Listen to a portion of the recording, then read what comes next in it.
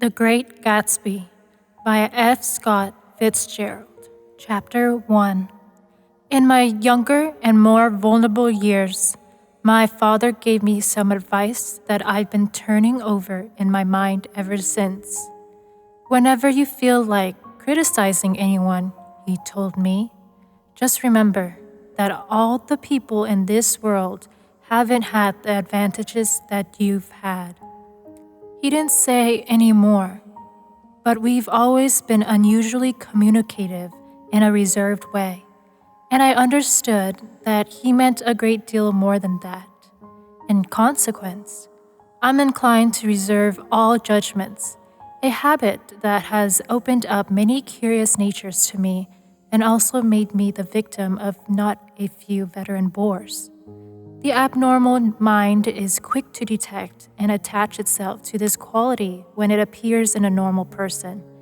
And so, it came about that in college, I was unjustly accused of being a politician because I was privy to the secret griefs of wild, vain sleep, preoccupation, or a hostile levity. When I realized by some unmistakable sign that an intimate revelation was quivering on the horizon. For the intimate revelations of young men, or at least the terms in which they express them, are usually plagiaristic and marred by obvious suppressions. Reserving judgment is a matter of infinite hope.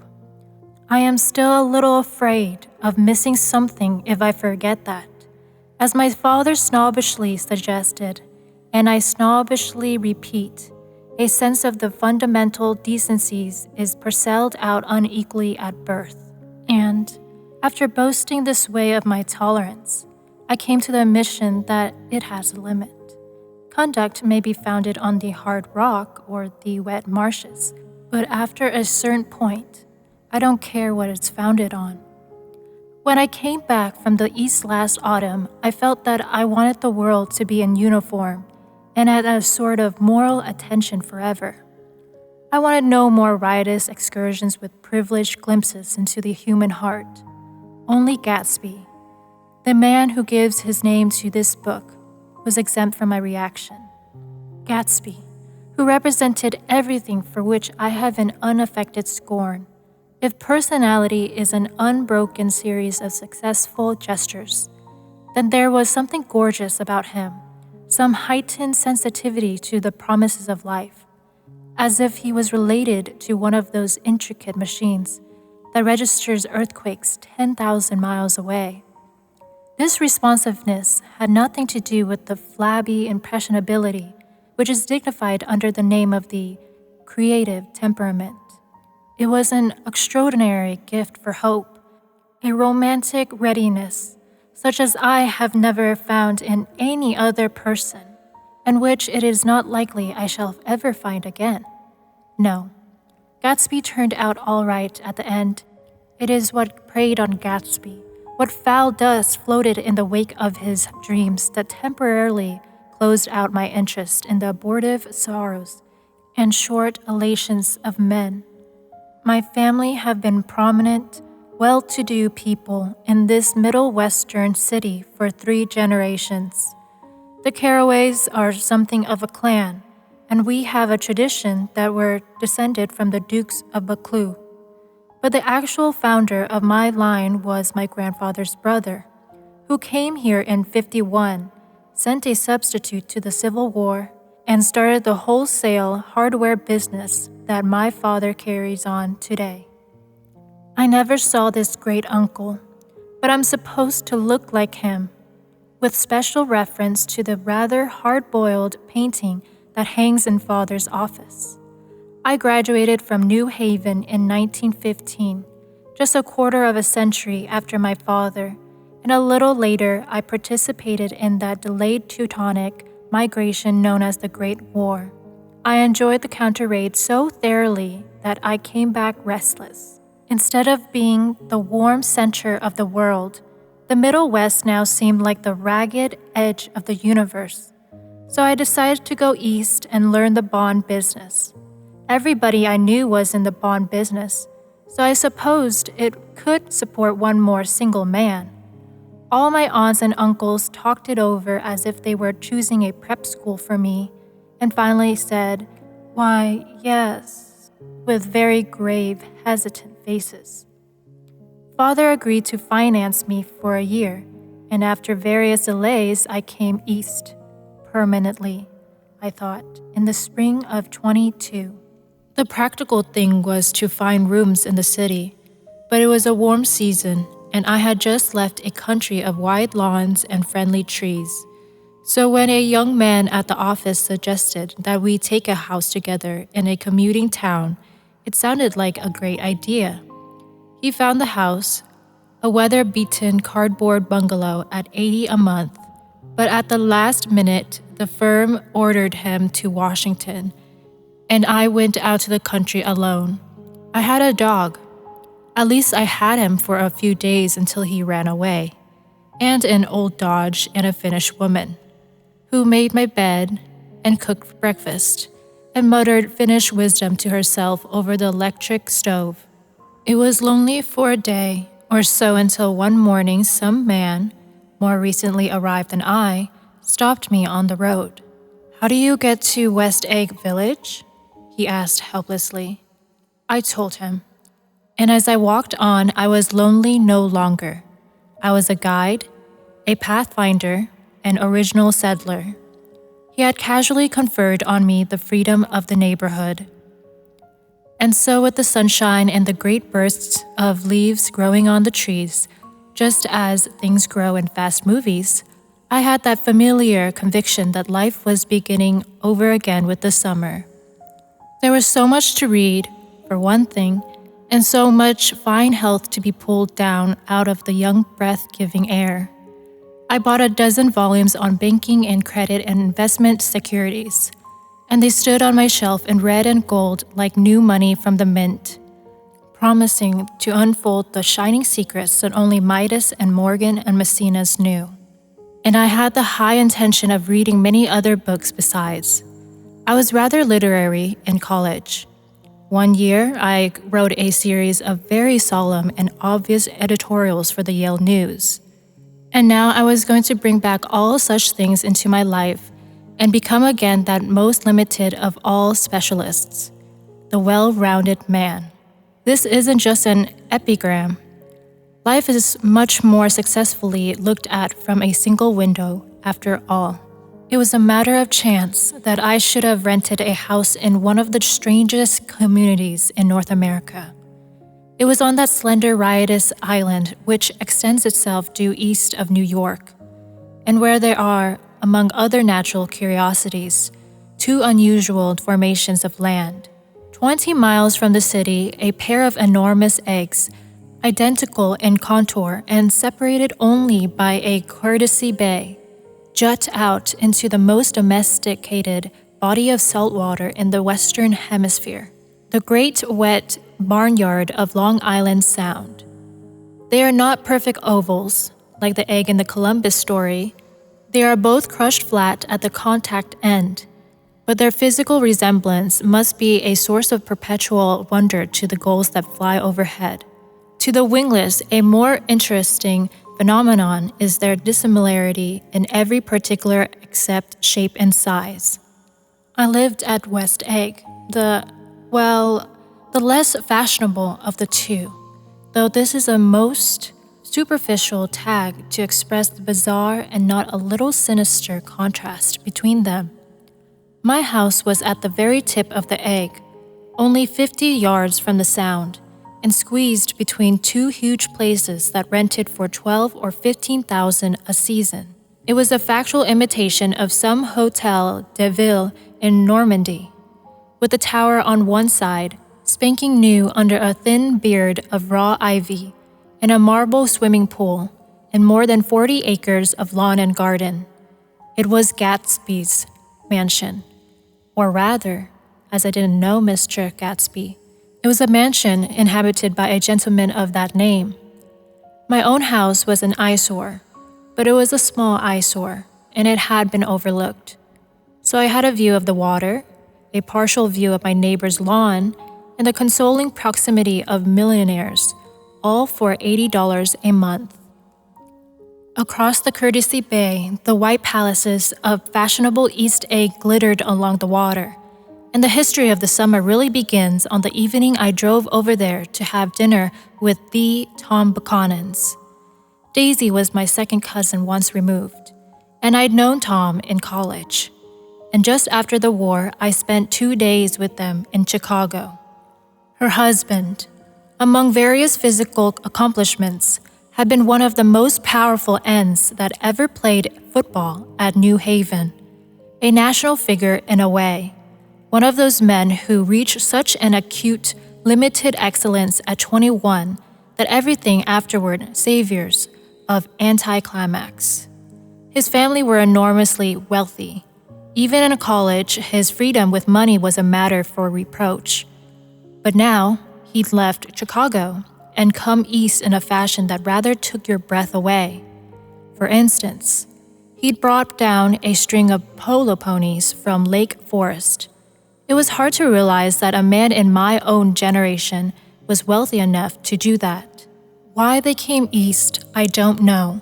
They had spent a year in France for no particular reason and then drifted here and there unrestfully wherever people played polo and were rich together. This was a permanent move, said Daisy over the telephone, but I didn't believe it. I had no sight in Daisy's heart. But I felt that Tom would drift on forever seeking, a little wistfully, for the dramatic turbulence of some irrecoverable football game. And so it happened that on a warm, windy evening, I drove over to East Egg to see 2 old friends whom I scarcely knew at all. Their house was even more elaborate than I expected. A cheerful red and white Georgian colonial mansion overlooking the bay. The lawn started at the beach and ran towards the front door for a quarter of a mile, jumping over sundials and brick walks and burning gardens. Finally, when it reached the house drifting up the side in bright vines as though from the momentum of its run. The front was broken by a line of French windows, glowing now with reflected gold and wide open to the warm, windy afternoon. And Tom Buchanan, in riding clothes, was standing with his legs apart on the front porch. He had changed since his New Haven years. Now he was a sturdy, straw-haired man of 30, with a rather hard mouth and a supercilious manner. 2 shining, arrogant eyes had established dominance over his face and gave him the appearance of always leaning aggressively forward. Not even the effeminate swank of his riding clothes could hide the enormous power of that body. He seemed to fill those glistening boots until he strained the top lacing, and you could see a great pack of muscle shifting when his shoulder moved under his thin coat. It was a body capable of enormous leverage, a cruel body. His speaking voice, a gruff, husky tenor, added to the impression of fractiousness he conveyed. There was a touch of paternal contempt in it, even toward people he liked, and there were men at New Haven who had hated his guts. Now, don't think my opinion on these matters is final, he seemed to say, just because I'm stronger and I'm more of a man than you are. We were in the same senior society, and while we were never intimate, I always had the impression that he approved of me and wanted me to like him with some harsh, defiant wistfulness of his own. We talked for a few minutes on the sunny porch. "I've got a nice place here," he said, his eyes flashing about restlessly. Turning me around by one arm, he moved a broad, flat hand along the front vista, including in its sweep a sunken Italian garden, a half-acre of deep, pungent roses, and a snub-nosed motorboat that bumped the tide offshore. It belonged to Domain, the oil man. He turned me around again, politely and abruptly. "We'll go inside." We walked through a high hallway into a bright rosy-colored space, fragilely bound into the house by French windows at either end. The windows were ajar and gleaming white against the fresh grass outside that seemed to grow a little way into the house. A breeze blew through the room, blew curtains in at one end and out the other like pale flags, twisting them up toward the frosted wedding cake of the ceiling, and then rippled over the wine-colored rug, making a shadow on it as wind does on the sea. The only completely stationary object in the room was an enormous couch on which two young women were buoyed up as though upon an anchored balloon. They were both in white, and their dresses were rippling and fluttering as if they had just been blown back in after a short flight around the house. I must have stood for a few moments listening to the whip and snap of the curtains and the groan of a picture on the wall. Then there was a boom as Tom Buchanan shut the rear windows, and the caught wind died out about the room. And the curtains and the rugs and the two young women ballooned slowly to the floor. The younger of the two was a stranger to me. She was extended full length at her end of the divan, completely motionless, and with her chin raised a little, as if she was balancing something on it which was quite likely to fall. If she saw me out of the corner of her eyes, she gave no hint of it. Indeed, I was almost surprised into murmuring an apology for having disturbed her by coming in. The other girl, Daisy, made an attempt to rise. She leaned slightly forward with a conscientious expression. Then she laughed, an absurd, charming little laugh, and I laughed too and came forward into the room. I'm paralyzed with happiness, she laughed again as if she said something very witty, and held my hand for a moment, looking up into my face, promising that there was no one in the world she so much wanted to see. That was a way she had. She hinted in a murmur that the surname of the balancing girl was Baker.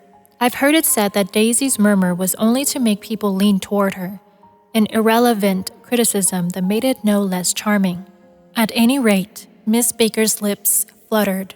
She nodded at me almost imperceptibly, and then quickly tipped her head back again. The object she was balancing had obviously tottered a little and given her something of a fright. Again, a sort of apology arose to my lips. Almost any exhibition of complete self-sufficiency draws a stunned tribute from me. I looked back at my cousin, who began to ask me questions in her low, thrilling voice.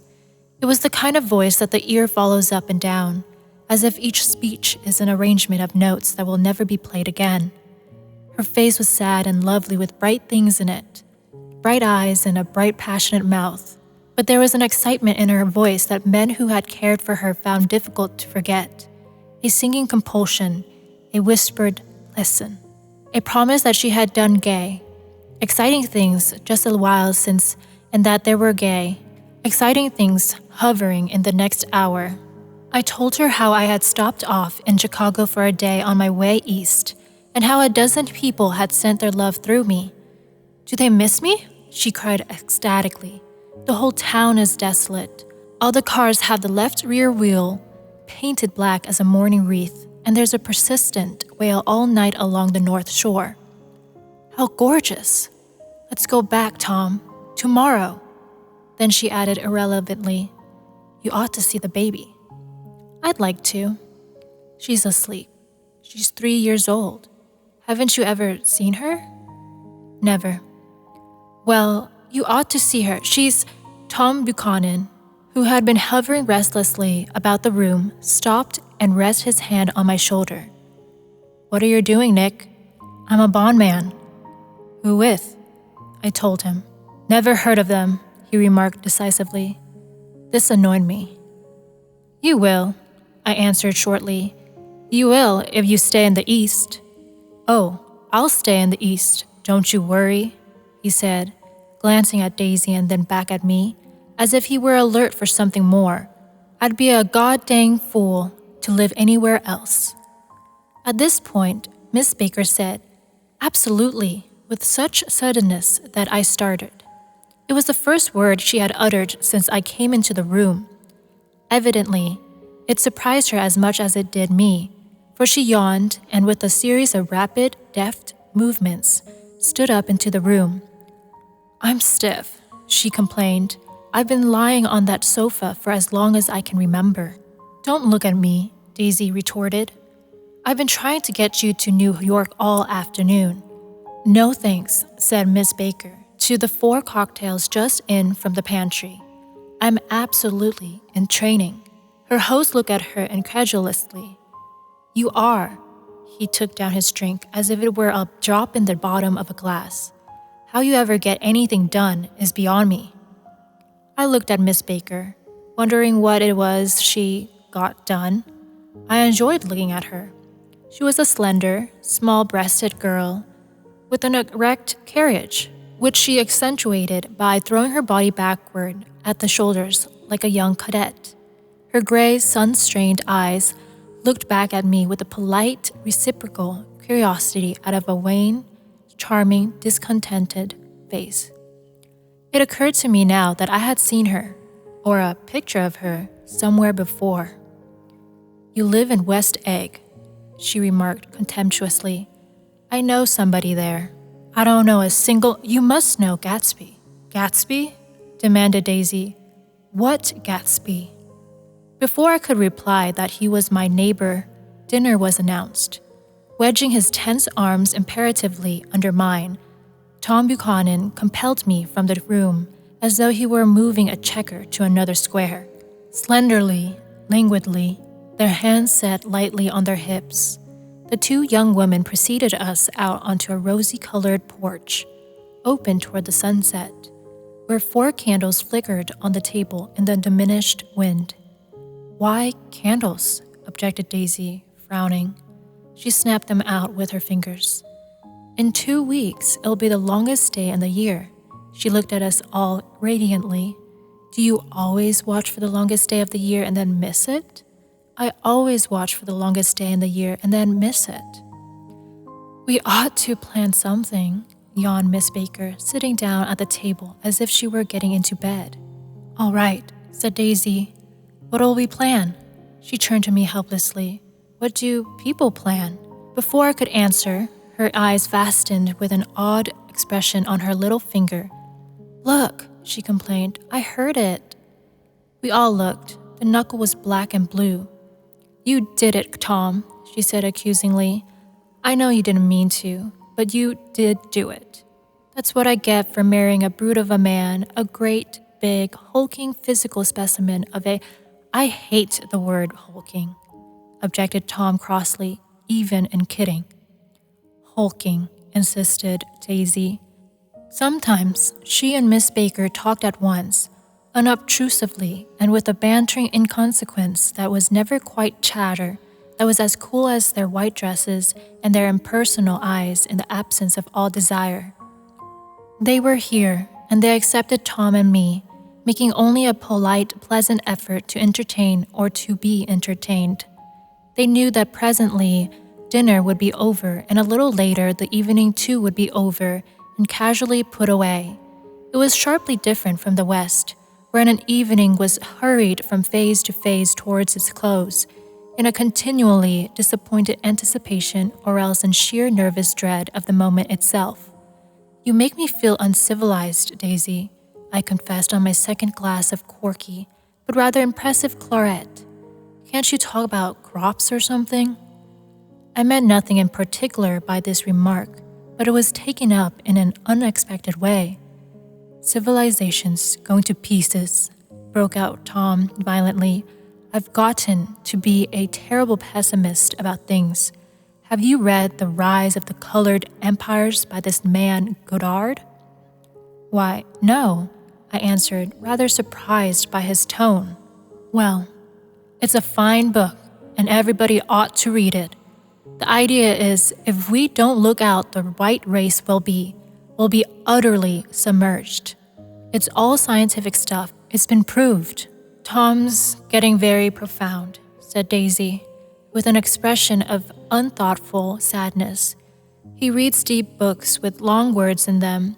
What was that word Well, these books are all scientific," insisted Tom, glancing at her impatiently. "This fellow has worked out the whole thing. It's up to us, who are the dominant race, to watch out or these other races will have control of things." "We've got to beat them down," whispered Daisy, winking ferociously toward the fervent sun. "You ought to live in California," began Miss Baker, but Tom interrupted her by shifting heavily in his chair. "This idea is that we're Nordics. I am, and you are, and you are, and—" After an infinitesimal hesitation, he included Daisy with a slight nod, and she winked at me again. And we produced all the things that go to make civilization. Oh, science and art, and all that. Do you see? There was something pathetic in his concentration, as if his complacency, were acute then of old, was not enough to him anymore. When almost immediately the telephone rang inside and the butler left the porch, Daisy seized upon the momentary interruption and leaned towards me. "I'll tell you a family secret," she whispered enthusiastically. "It's about the butler's nose.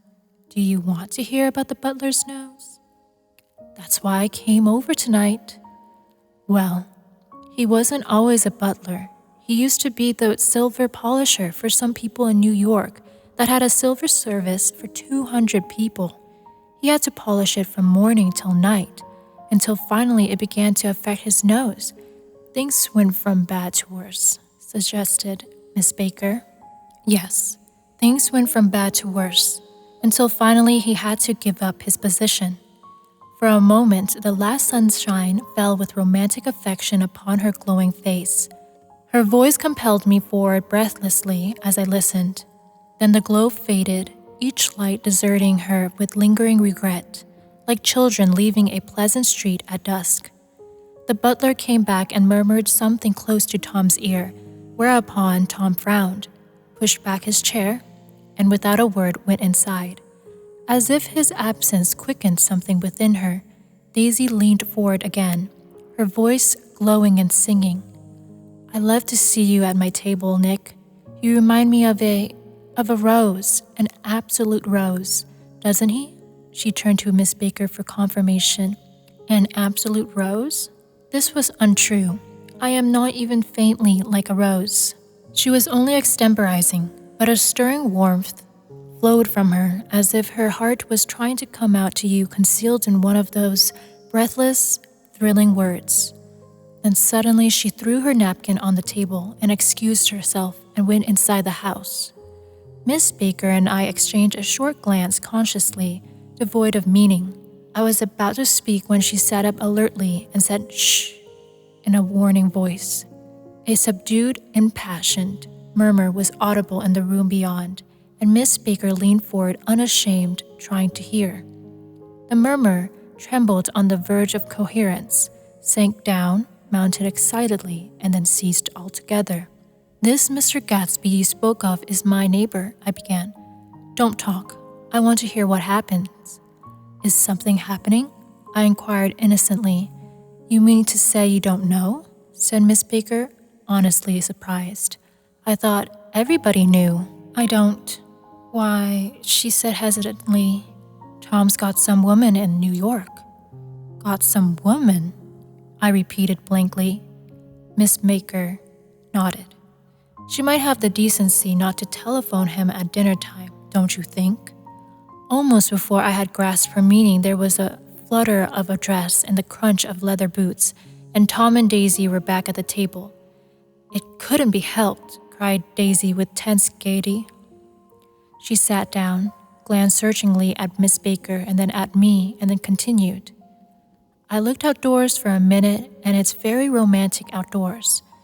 There's a bird on the lawn that I think might be a nightingale come over on the Cunard or White Star Line. He's singing away," her voice singing. "It's romantic, isn't it, Tom?" "Very romantic," he said, and then miserably to me, "If it's light enough after dinner, I want to take you down to the stables." The telephone rang inside, startlingly, and as Daisy shook her head decisively at Tom, the subject of stables, in fact all subjects, vanished into air. Among the broken fragments of the last 5 minutes at table, I remember the candles being lit again, pointlessly, and I was conscious of wanting to look squarely at everyone, and yet to avoid all eyes. I couldn't guess what Daisy and Tom were thinking, but I doubt if even Miss Baker, who seemed to have mastered a certain hearty skepticism, was able utterly to put this fifth guest's shrill metallic urgency out of mind. To a certain temperament, the situation might have seemed intriguing, My own instinct was to telephone immediately for the police. The horses, needless to say, were not mentioned again. Tom and Miss Baker, with several feet of twilight between them, strolled back into the library, as if to a vigil beside a perfectly tangible body, while trying to look pleasantly interested and a little deaf. I followed Daisy around a chain of connecting verandas to the porch in front. In its deep gloom, we sat down side by side on a wicker settee. Daisy took her face in her hands as if feeling its lovely shape, and her eyes moved gradually out into the velvet dusk. I saw that turbulent emotions possessed her, so I asked what I thought would be some sedative questions about her little girl. "We don't know each other very well, Nick," she said suddenly. "Even if we are cousins, you didn't even come to my wedding." "I wasn't back from the war." "That's true," she hesitated.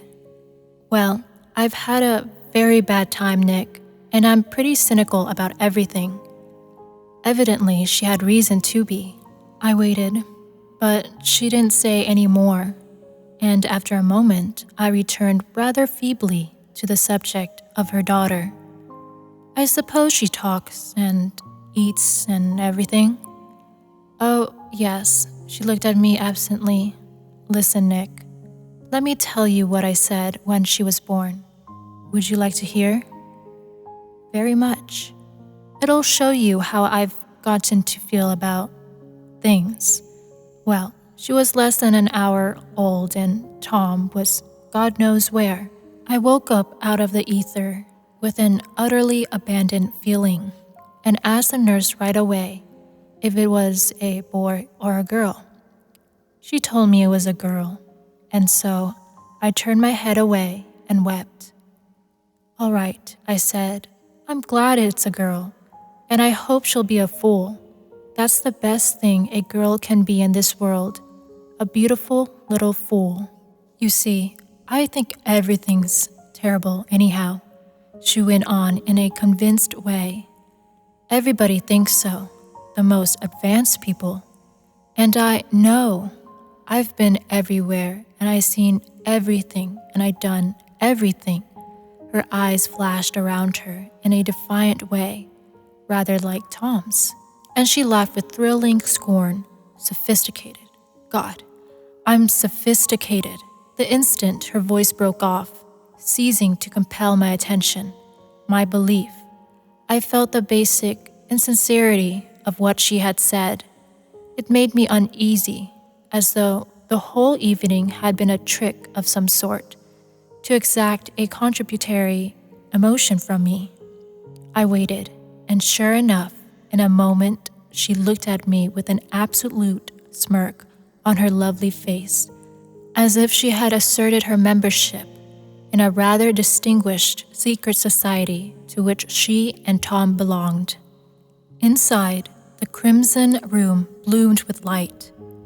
Tom and Miss Baker sat at either end of the long couch, and she read aloud to him from the Saturday Evening Post, the words, murmurous and uninflected, running together in a soothing tune. The lamplight, bright on his boots and dull on the autumn leaf yellow of her hair, glinted along the paper as she turned a page with a flutter of slender muscles in her arms. When we came in, she held us silent for a moment with a lifted hand. "To be continued," she said, tossing the magazine on the table. "In our very next issue." Her body asserted itself with a restless movement of her knee, and she stood up. 10 o'clock, she remarked, apparently finding the time on the ceiling. "Time for this good girl to go to bed." "Jordan's going to play in the tournament tomorrow," explained Daisy, "over at Westchester." "Oh, you're Jordan Baker?" I knew now why her face was familiar. Its pleasing, contemptuous expression had looked out at me from many rotogravure pictures of the sporting life at Asheville and Hot Springs and Palm Beach. I had heard some story of her too, a critical, unpleasant story, but what it was, I had forgotten long ago. "Good night," she said softly. "Wake me at 8, won't you?" "If you'll get up." "I will." "Good night, Mr. Carroway. See you anon." "Of course you will," confirmed Daisy. "In fact, I think I'll arrange a marriage. Come over often, Nick, and I'll sort of, fling you together. You know, lock you up accidentally in linen closets and push you out to sea in a boat and all that sort of thing." "Good night," called Miss Baker from the stairs. I haven't heard a word. "She's a nice girl," said Tom after a moment. "They oughtn't let her run around the country this way." "Who oughtn't to?" inquired Daisy coldly. "Her family?" "Her family is one aunt about 1,000 years old. Besides, Nick's going to look after her, aren't you, Nick? She's going to spend lots of weekends out here this summer. I think the home influence will be very good for her." Daisy and Tom looked at each other for a moment in silence. "Is she from New York?" I asked quickly. "From Louisville. Our white girlhood was passed together there. Our beautiful white—" "Did you give Nick a little heart-to-heart talk on the veranda?" demanded Tom suddenly. "Did I?" She looked at me. "I can't seem to remember, but I think we talked about the Nordic race." "Yes, I'm sure we did. It sort of crept up on us, and first thing you know—" "Don't believe everything you hear, Nick," he advised me. I said lightly that I had heard nothing at all, and a few minutes later I got up to go home. They came to the door with me and stood side by side in a cheerful square of light. As I started my motor, Daisy peremptorily asked, "Wait! I forgot to ask you something, and it's important. We heard you were engaged to a girl out west." "That's right," corroborated Tom kindly. "We heard that you were engaged." "It's a libel. I'm too poor." "But we heard it," insisted Daisy, surprising me by opening up again in a flower-like way. "We heard it from 3 people, so it must be true." Of course I knew what they were referring to, but I wasn't even vaguely engaged. The fact that gossip had published the banns from one of the reasons I had come east. You can't stop going with an old friend on account of rumors. And on the other hand, I had no intention of being rumored into marriage. Their interests, rather, touched me and made them less remotely rich. Nevertheless, I was confused and a little disgusted as I drove away. It seemed to me that the thing for Daisy to do was to rush out of the house, child in arms. But apparently, there were no such intentions in her head. As for Tom, the fact that he had some woman in New York was really less surprising than that he had been depressed by a book. Something was making him nibble at the edge of stale ideas, as if his sturdy physical egotism no longer nourished his peremptory heart. Already, it was deep summer on roadhouse roofs and in front of wayside garages, where new red petrol pumps sat out in pools of light. And when I reached my estate at West Egg, I ran the car under its shed and sat for a while on an abandoned grass roller in the yard. The wind had blown off, leaving a loud, bright night with wings beating in the trees and a persistent organ sound as the full bellows of the earth blew the frogs full of life. The silhouette of a moving cat wavered across the moonlight, and, turning my head to watch it, I saw that I was not alone. 50 feet away, a figure had emerged from the shadow of my neighbor's mansion and was standing with his hands in his pockets, regarding the silver pepper of the stars. Something in his leisurely movements and the secure position of his feet upon the lawn suggested that it was Mr. Gatsby himself, come out to determine what share was his of our local heavens. I decided to call him. Miss Baker had mentioned him at dinner, and that would do for an introduction. But I didn't call to him, for he gave a sudden intimation that he was content to be alone.